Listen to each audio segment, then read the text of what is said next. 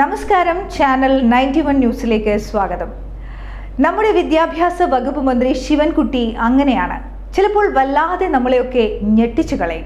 ചിലപ്പോഴൊക്കെ പരിഹാസ്യനാകുമെങ്കിലും മന്ത്രിയുടെ അതിശക്തമായ ഇപ്പോഴത്തെ ഇടപെടലും ഉത്തരവുമൊക്കെ നമുക്കെല്ലാം വലിയ സന്തോഷവും സമാധാനവുമാണ്.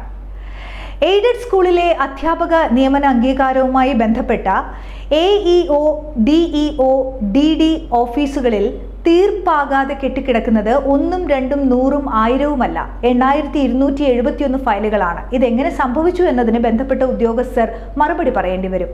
കൃത്യമായ മറുപടി തന്നില്ലെങ്കിൽ വേറെ ജോലി നോക്കിക്കൊള്ളാനും ഇപ്പോൾ മന്ത്രി പറഞ്ഞു കഴിഞ്ഞിരിക്കുന്നു. കേരളത്തിലെ മിക്ക ഗവൺമെന്റ് ഡിപ്പാർട്ട്മെന്റുകളിലെയും ഉദ്യോഗസ്ഥർ ഇപ്പോഴും അലസരാണ്. എത്ര കൂടുതൽ പണിയെടുത്താലും ശമ്പളത്തിൽ മാറ്റമൊന്നും ഇല്ലല്ലോ, പിന്നെ എന്തിന് ജോലി ചെയ്യണം? കിട്ടുന്ന ശമ്പളവും വാങ്ങി പരമാവധി ജോലി ചെയ്യാതെ സുഖിച്ച് മാസം തികയ്ക്കുക എന്ന കിരാത രീതി പിന്തുടരുന്ന ഗവൺമെന്റ് ജീവനക്കാർ ഇപ്പോഴും ഉണ്ട് എന്നുള്ളത് നമ്മുടെ നാടിന്റെ ഗതികേടിൽപ്പെടും. ഇനി നമ്മൾ എങ്ങാനും നിയമപരമായി നമുക്ക് ലഭിക്കേണ്ട ഒരു സേവനത്തിനു വേണ്ടി സർക്കാർ ഓഫീസുകളിൽ ചെന്നാലോ മുൻജന്മ ശത്രുക്കളെ നോക്കും പോലെയുള്ള ഒരു നോട്ടവും പ്രവൃത്തിയുമാണ് എപ്പോഴും ബഹുഭൂരിപക്ഷം ഇടങ്ങളിലും. അധ്യാപക നിയമന വിഭാഗത്തിലെ ഫയലുകൾ 2-3 വർഷം താമസിപ്പിക്കാൻ ആരാണ് ഉദ്യോഗസ്ഥർക്ക് അവകാശം നൽകിയതെന്നും ഒന്നുകിൽ ഇതിന് അംഗീകാരം നൽകണം, അതല്ലെങ്കിൽ കൃത്യമായ കാരണം ബോധ്യപ്പെടുത്തി ഫയൽ തീർപ്പാക്കണം എന്നും മന്ത്രി ശക്തമായ ഭാഷയിൽ ആവശ്യപ്പെട്ടു കഴിഞ്ഞു. മുഖ്യമന്ത്രി പിണറായി വിജയൻ അധികാരത്തിലേറിയ സമയത്ത് പറഞ്ഞ ഒരു വാക്യമുണ്ടായിരുന്നു: ഓരോ ഫയലുകളിലും ഓരോ ജീവിതമുണ്ടെന്ന്. ആദ്യ ഭരണ തുടക്കത്തിൽ സർക്കാർ ഓഫീസുകളിൽ വേഗതയേറിയ പ്രവർത്തനങ്ങൾക്കായി ചില നടപടികൾ ഒക്കെ ഉണ്ടാവുകയും ചെയ്തിരുന്നു. പിന്നീട് ഇങ്ങോട്ട് പഴയപടി ഒച്ചിഴയും വേഗത്തിൽ തന്നെ ഒട്ടുമിക്ക ഡിപ്പാർട്ട്മെന്റുകളുടെയും പ്രവർത്തനം തുടങ്ങി.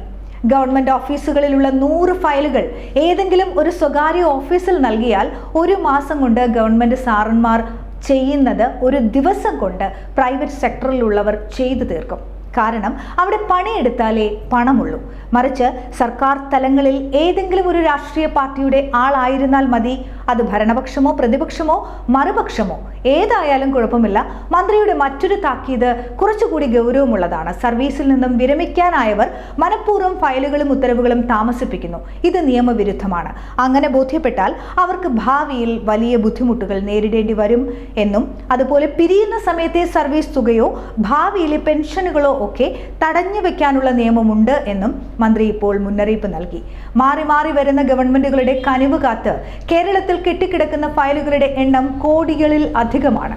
ഈ ഫയലുകളിലെ 99% വിഷയങ്ങളും ഈ നാട്ടിൽ കരമടച്ച് ജീവിക്കുന്ന പൗരന് നിയമപരമായി നൽകേണ്ട അവകാശങ്ങളുടേതാണ്.